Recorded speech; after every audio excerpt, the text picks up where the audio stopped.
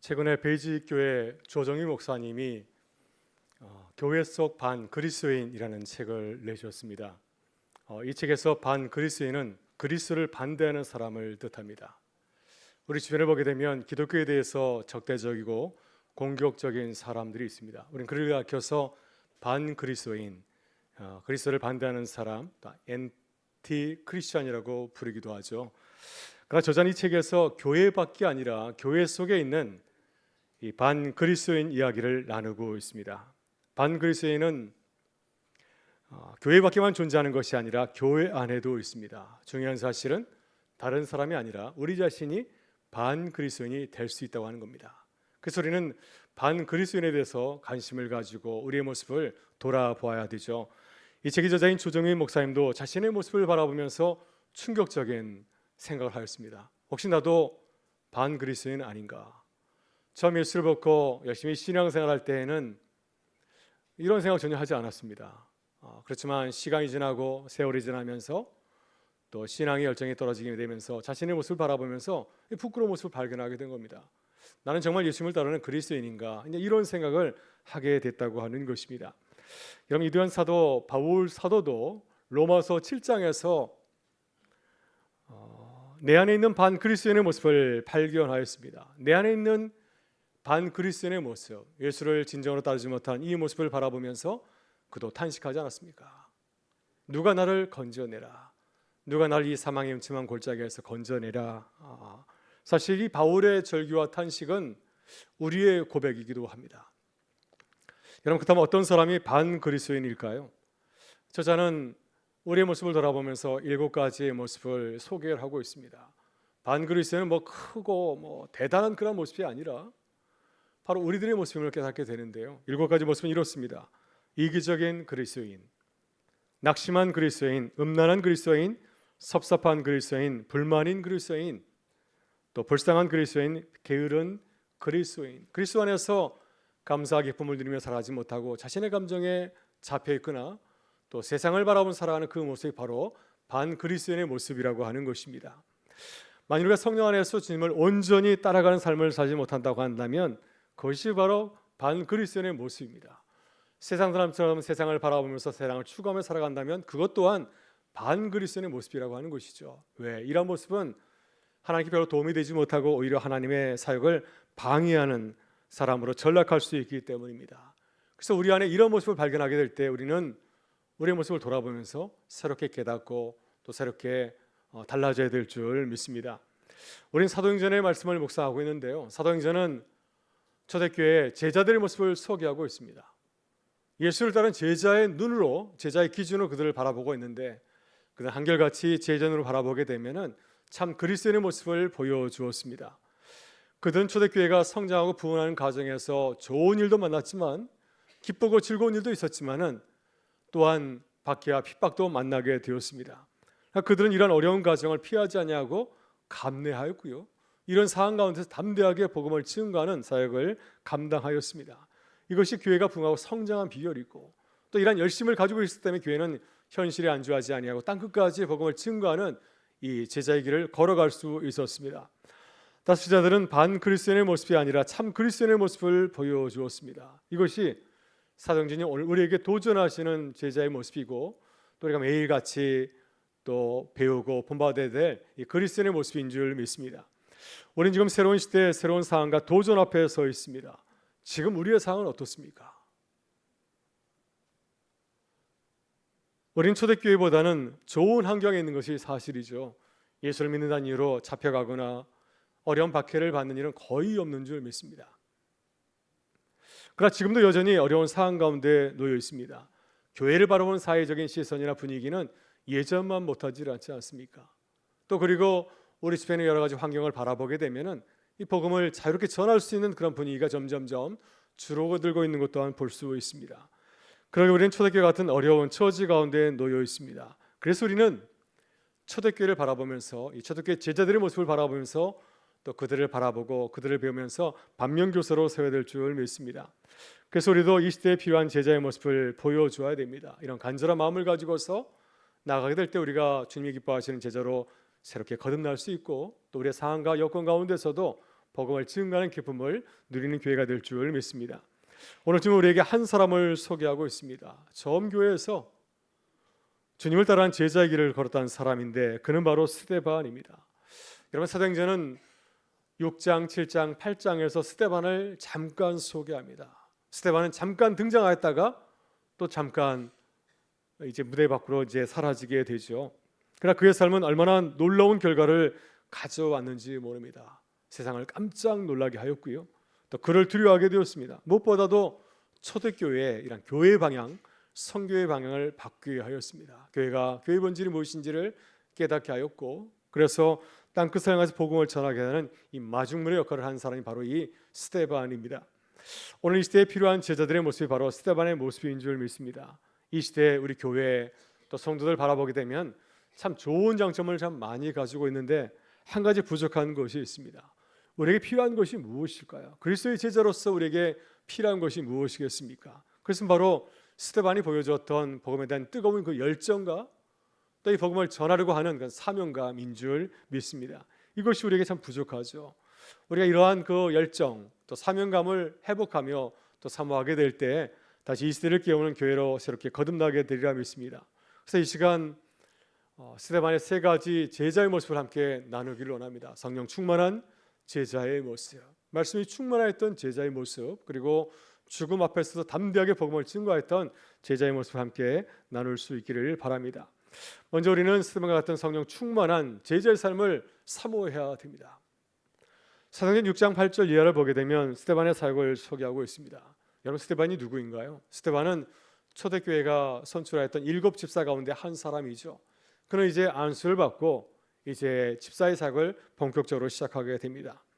우리는 스데반이 헬라파 유대인 가부들 돕는 구제 사역을 했으리라 이렇게 기대하지 않습니까? 왜냐하면 초대교회는 이 어려운 사람들 돕기 위해서 7 집사를 뽑았기 때문입니다. 그러나 본문 6장 9절 이하를 보게 되면 스데반의 사역을 구체적으로 소개하고 있는데요. 그의 사역은 무엇입니까? 가난한 가부들 돕는 구제 사역을 감당한 것이 아니라 특별히 복음 전파의 사역을 하였다고 소개하고 있고요. 또 그 대상은 헬라파 유대인들이었습니다. 이런 본문 9절을 보게 되면 스데반은 자유민들에게 복음을 전하였습니다. 라틴어로 자유민들은 리버티노라고 하는데 이들은 해방 노예를 가리키고 있습니다. 과거에 어떤 사유인지 모르지만 노예로 전락하였다가 다시 자유를 되찾고 다시 해방된 노예 유대인들을 말하고 있습니다. 이들은 자유를 되찾은 후에 고향 예루살렘에 돌아와서 헬라파 유대인들 공동체를 세우고 함께 생활하였습니다. 이들은 쿠레네와 알렉산드리아, 길리기아, 또 아시아에서 찾아온 디아스포라 유대인들입니다. 스데반도 이들과 마찬가지로 헬라어를 구사하고 헬라 문대에 아주 정통한 헬라파 유대인이었습니다. 스데반은 이들에게 찾아가서 그들의 해당에서 복음을 전하였습니다. 왜냐하면 그들을 잘 알고 있고 또 그들이 가장 필요한 것이 무엇인지를 잘 알고 있었습니다. 스데반도 처음에는 예수를 잘 믿지 못하였지만 예수를 믿은 이후에 이 헬라파 유대인들이 가장 필요한 것이 무엇일까? 복음이 필요한 사실을 누구보다도 잘 알고 있었습니다. 왜 스데반은 헬라파 디아스포라 유대인들을 찾아가서 복음을 전하였을까요? 왜냐하면 그들은 예루살렘에 돌아와서 성전 제사와 율법 점수를 아주 소중히 여겼기 때문입니다. 이 디아스포라 유대인들은 타국에서 오랫동안 생활하였습니다. 외국에서 생활했지만 우리는 유대인이기 때문에 유대인의 정체성을 잘 보여주는 율법과 성전을 생명처럼 여기고 따랐습니다. 그리고 성전 제사, 성전에서 제사를 잘 드리고 율법을 잘 준수하면 마지막 날에 하나님께서 의인으로 인정해 주시리라 이런 굳은 믿음을 가지고 있었습니다. 또 다른 이유는 예루살렘에서 히브리파 유대인들이 헬라파 유대인들의 신앙을 의심하고 또 그들을 무시했기 때문입니다. 헬라파 유대인들은 오랫동안 애국 생활을 하였습니다. 이민자의 삶을 살았습니다. 그러다 보니까 유대인으로서 신앙생활을 잘하지 못했지 않았을까 하는 의심을 받고 있었습니다. 그래서 그들은 의도적으로 우리가 그렇지 않다. 우리가 비록 오랫동안 애국에 생활했지만 그러나 유대인으로서 우리의 신앙을 잘 지키고 준수하였다. 우리 성전에서 제사를 잘 드리고 또 하나님께서 우리에게 주신 율법을 잘 지키고 있다는 사실을 보여주고 또 인정받고 싶어 하였습니다. 그러나 스데반이 보기에는 그들의 신앙에 큰 문제가 있었습니다. 율법과 성전을 생명처럼 여기는 모습이 참으로 안타깝게 보였습니다. 왜냐하면 우리가 구원에 이르기 위해서는 율법과 성전을 붙잡을 것이 아니라 예수를 붙잡고 살아야 참 구원에 이를 수 있기 때문입니다. 이것이 스데반이 헬라파 유대인의 해당인에 가서 그들에게 복음을 전한 이유입니다. 그러나 헬라파 유대인들이 바라보기에 스데반의 신앙이 어떻게 보였을까요? 그들의 신앙이, 이 스데반의 신앙이 굉장히 위험스럽게 보였습니다. 왜냐하면 정통 유대인의 신앙을 따르지 아니하고 새로운 기독교 신앙을 받아들이고 전하였기 때문이죠. 따라서 그들은 스데반을 못마땅하게 생각하고 율법과 성전을 모독한 죄로 이 공회에 고발하였습니다. 그 스데반은 현장에서 붙잡혀서 이제 공회에 넘겨지게 되었습니다. 여러분, 스데반은 이러한 결과를 충분히 예상하고 인지하였을 것입니다. 만일 정상적인 사람이라고 한다면 위험한 일을 하려고 할까요? 내가 복음을 유대인들에게 전하면은 내가 붙잡힐 터인데 그럼에도 불구하고 복음을 전하려고 하겠습니까? 아마 대부분의 사람들은 이런 불이익을 예상하면서 복음을 전하려고 하지 않을 것입니다. 여러분, 헬라파 유대인들 가운데서 한 사람이 우리가 잘 알고 있는 바울 사도인데요. 바울이 핵심 전에 얼마나 무서운 사람이었습니까? 그런 자신과 신앙이 다른 사람들, 헬라파 유대인들을 다 잡아서 죽이려고 담에서까지 쫓아간 사람이었습니다. 만약 헬라파 유대인인 스데반을 그냥 내버려 두게 된다면 저 사람이 우리 공동체에 큰 불이익을 끼치겠다. 헬라파 사람들은 저러한 무서운 신앙을 가지고 있구나. 이러한 생각이 퍼지게 된다면 헬라파 유대인 공동체에 큰 불이익이 찾아오지 않겠습니까? 그래서 그들은 이 바울과 같은 헬라파 유대인들은 신앙의 진정성과 충성심을 보여주기 위해서 더더욱 헬라파 유대인들을 비박하고 그들에게 박해를 가한 것이었습니다. 이렇게 스데반이 헬라파 유대인에게 찾아가서 복음을 전하는 것은 무척 위험한 그런 일이었습니다. 그럼에도 불구하고 스데반은 이 일을 포기하지 아니하고 이 일을 피하지 아니하고 그들에 가서 복음을 잘 전하였죠. 왜 그렇게 하였을까요? 왜 위험을 바라보면서도 위험을 두려워하지 아니하고 그들에게 찾아가서 복음을 전하였을까요? 사도행전 6장 5절은 초대교회가 7집사 중 한 사람을 선출한 스데반을 소개하고 있습니다. 가장 먼저 스데반을 이야기하면서 그를 이렇게 소개하고 있습니다. 믿음과 성령이 충만한 사람 스데반. 이 말씀과 같이 스데반은 성령 충만한 사람이었습니다. 사도행전 6장 8절을 보게 되면 스데반은 성령에 내가 충만하여서 큰 기적과 큰 표적과 기사를 행하였습니다. 하나님께서 그에게 성령의 감동을 주실 때 성령 안에서 놀라운 기적을 베풀게 되었고요.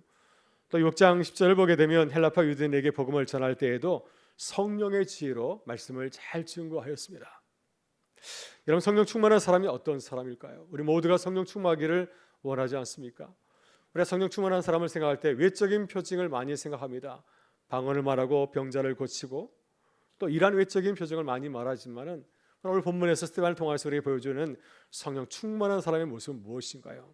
바로 그 사람 내 생각을 주장하지 아니하고 성령의 뜻을 먼저 생각하고 순종하는 사람을 말하고 있습니다. 헬라파 유대인들에게 찾아가서 복음을 전하는 것은 무척 어려운 일이었고 위험한 일이었습니다.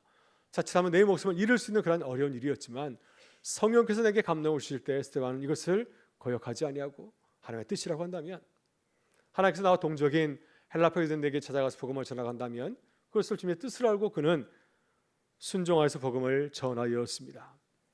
여러분, 성령 충만한 사람이 되어야 됩니다. 우리 교회도 성령 충만한 교회가 되어야 됩니다. 내 생각보다도 먼저 성령 하나님의 뜻을 생각하고 순종하는 교회가 되어야 됩니다. 왜냐하면 성령 충만하지 않으면 우리는 언제든지 주님의 뜻을 반대하는 반그리스도인으로 전락할 수 있기 때문입니다. 누구든지 마찬가지입니다.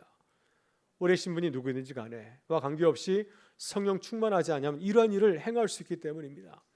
여러분, 진짜 베드로도 성령 충만하지 않을 때 십자가의 길을 걸어가려는 예수님의 길을 막고 또 주님을 반대하지 않았습니까? 다소 교회 모든 성도들이 성령 충만한 사람이 될 수 있기를 주의 이름으로 축원합니다. 무슨 일 하든지 나의 생각을 먼저 생각하는 것이 아니라 주님의 뜻을 먼저 찾고 그 뜻에 순종하는 교회와 성도 될 수 있기를 주의 이름으로 축원합니다. 다음 우리는 스데반처럼 말씀이 충만한 제자의 모습을 훈련해야 될 줄 믿습니다. 여러분, 사도행전 7장을 보게 되면 스데반이 예수님처럼 공의 앞에 서게 되었습니다. 이 자리는 어떤 자리입니까? 스데반의 이 성전 모독죄를 재판하는 그러한 자리입니다. 스데반의 운명이 걸리는 매우 위중한 그러한 재판 자리이죠. 근데 스데반은 이러한 자리에서 자신을 변호하려고 하지 않았습니다. 자신의 신앙을 변증하는 것으로 그친 것이 아니라 더 나아가서 그를 재판하는 공회의원들 그리고 그를 고발한 헬라파 유대인들의 잘못된 신앙을 꾸짖는 설교를 하였고요. 그들이 자신의 신앙을 다시 바로 세우고 주님에게 나올 수 있도록 그들을 촉구하는 설교를 하였습니다. 그다음 스데반이 이 재판에서 어떻게 복음을 전하는 설교를 하였습니까? 그는 구약 성경 말씀을 길게 인용하였습니다. 헬라파 유대인들이 잘 알고 있는 구약 성경 말씀에 근거하여서 복음을 전하였습니다. 그래서 그의 설교를 가만히 살펴보게 되면 유대인의 조상이었던 아브라함, 또 그들이 존경하는 요셉, 또 이스라엘 민족을 구원하였던 구원자 모세, 그리고 왕정 시대의 다윗과 솔로몬 시대의 이스라엘 백성들의 이야기를 전하고 있습니다. 근데 스바는 말씀을 전할 때 어떻게 전하였습니까? 복음의 관점의 성경을 바라보고 그리고 복음이신 예수 그리스도를 증거하였습니다. 특별히 헬라파 유대인들이 성경과 율법을 무시한 스데반을 고발했는데 그들의 모습이 하나님 앞에서 얼마나 무서운 죄를 범하고 있는지를 그는 있는 대로 말씀을 하였습니다. 그들이 믿고 있는 성전신앙, 또 율법신앙이 얼마나 잘못됐는지를 그들에게 알려주고 그들의 바른 성전신앙과 율법의 신을 가지고서 바른 신앙을 할 수 있도록 그들에게 촉구하였습니다. 예를 들어 하나님은 어떤 분이십니까? 유대인들은 성전에 계신 하나님을 간절히 믿고 사모하고 있는데 하나님은 어떤 분이신가요? 하나님은 성전의 메인 문이 결코 아니십니다. 하나님은 어떻게 나타나셨습니까? 아브라함이 이방인 땅 메소포타미아에 있을 때 그때 그에게 영광의 하나님이 나타나지 않았습니까? 이스라엘 백성들이 애굽에 있을 때에도 그들과 함께 하셨고 또 하나님께서는 모세가 시내산 강에서 양을 칠 때에도 바로 그곳에 그에게 나타나서 자신의 모습을 보여주었습니다. 하나님의 출애굽은 이스라엘 백성들이 광야 생활할 때도 그들과 함께 하셨고요. 또 하나님께서는 성전을 세우려고 하는 다윗과 솔로몬에게도 자신이 누구인지를 분명히 말씀해 주었습니다. 하나님은 사람의 손을 세운 성전에 거하지 않는다 분명히 말씀하였습니다. 헬라파 유대인들이 눈에 보이는 성전이 아니라 눈에 보이지 않는 하나님을 바라보면서 언제든지 어느 때든지 주님을 사랑하고 예배할 것을 그들에게 촉구한 것입니다. 스데반은 또한 율법에 대해서 말씀을 전하였습니다. 유대인들은 율법을 잘 준수한다고 자랑하고 있지만 실상 그들은 율법을 거부하고 불순종한 삶을 살아왔습니다. 이것이 성경이 증거하는 바입니다. 이스라엘 백성들은 하나님 보낸 선자들을 거부하지 않았습니까? 요셉의 형제들도 하나님이 보낸 요셉을 시기하고 그를 애굽의 노예로 팔아넘겼습니다. 모세 시대의 이스라엘 백성들도 하나님이 보낸 구원자 모세를 따르려고 하지 않았습니다. 광야 생활할 때도 모세가 주는 하나님의 말씀을 듣지 아니하고 금송아지를 세워서 우상 숭배하지 않았습니까? 이것이 이스라엘 백성들이 그동안 하나님의 말씀을 따르지 아니하고 거역한 불순종한 그런 역사입니다. 따라서 지금도 유대인들은 율법을 준수한다고 자랑하고 있지만 실상은 어떻습니까? 실상 하나님께서 보내신 예수 그리스도 따르지 아니하고 예수는 십자가에 달려 죽게 하였습니다. 그러니 율법을 준수한다고 율법을 따른다고 하나님의 말씀을 지킨다고 자랑하지 말고 회개하고 주님에게로 돌아설 것을 그들에게 강력하게 촉구하는 말씀을 전하였습니다. 오늘 본문 51절부터 53절을 보게 되면 이 스데반은 마지막 설교를 마치면서 이렇게 마지막으로 당부의 말씀을 전하고 있습니다. 우리 51절부터 53절의 말씀을 같이 한번 읽어보겠습니다. 목이 곱고 마음과 귀에 할례를 받지 못한 사람들아 너희도 너희 조상과 같이 항상 성령을 거스르는도다. 조상들이 선지자들 중에 누구를 박해 하지 아니하였느냐? 의인이 오시리라 예고한 자들을 그들이 죽였고 이제 너희는 그 의인을 잡아준 자여 살해한 자가 되나니 너희는 천사가 전한 율법을 받고도 지키지 아니하였도다 하니라. 아멘. 네, 오늘 우리가 어떻게 사람들에게 복음을 전할 수 있을까요? 우리는 사람의 지혜에 의지하지 아니하고 성경 말씀에 의지하여서 복음을 전해야 될 줄 믿습니다. 그렇게 하기 위해서는 성경 말씀을 잘 알아야 됩니다. 성경 말씀에 정통해야 됩니다. 단순히 성경을 읽고 많은 지식을 자랑하는 것에 머물러서는 되지 않고요. 우리는 성경의 눈으로 세상을 바라보면서 우리 향하신 하나님의 뜻이 무엇인가를 깨닫고 해석하고 또 전하는 제자의 사명을 감당해야 될 줄 믿습니다. 여러분 스데반 집사가 그렇게 하지 않았습니까? 하나님의 말씀을 읽고 헬라파 유대인들의 잘못된 신앙을 바라보았습니다. 율법과 성전에 매여 있는 그들의 신앙을 바라보면서 그들에게 찾아가서 참 복음이신 예수 그리스도를 전하고 주님을 받아들일수록 말씀을 전하였습니다. 오늘 스데반처럼 말씀이 충만한 그리스도인이 되실 수 있기를 간절히 바랍니다. 그래서 이 시대에 우리를 사랑하시는 주님의 뜻을 성경 말씀에 비춰서 잘 증거하는 교회와 성도의 수 있기를 주의 이름으로 축원합니다. 마지막으로 우리는 스데반처럼 담대하게 복음을 전한 제자의 모습을 사모해야 될 줄 믿습니다. 오늘 본문 7장 54절 이하를 보게 되면 복음을 전하다가 이제 죽음을 맞이하는 스데반의 모습을 보여주고 있습니다. 스데반은 공회 앞에서 유대인의 잘못된 신앙을 꾸짖었습니다. 그들의 잘못을 촉구하면서 회개하는 믿음을 가질 것을 말씀을 전하였습니다. 그래서 유대인들이 스데반의 말씀을 듣고 어떻게 반응하였나요? 잘못을 뉘우치고 회개하며 돌아섰습니까? 그러지 아니하고 그들은 이를 갈면서 스데반을 바라보았습니다. 54절 말씀을 같이 한번 읽어보겠습니다. 그들이 이 말을 듣고 마음에 찔려 그를 향하여 이를 갈거늘. 여러분, 사도행전 2장 37절을 보게 되면 베드로 사도가 오순절 성령 강림의 놀라운 은혜를 받고 거리에서 말씀을 전하지 않았습니까? 그때 그 말씀을 들은 사람들이 똑같은 반응을 하였습니다. 그들이 마음에 찔려서. 근데 이번에는 그들은 자신의 죄를 회개하고 주님에게 돌아왔습니다. 사도행전 2장 37절 말씀은 이렇게 증거하고 있습니다.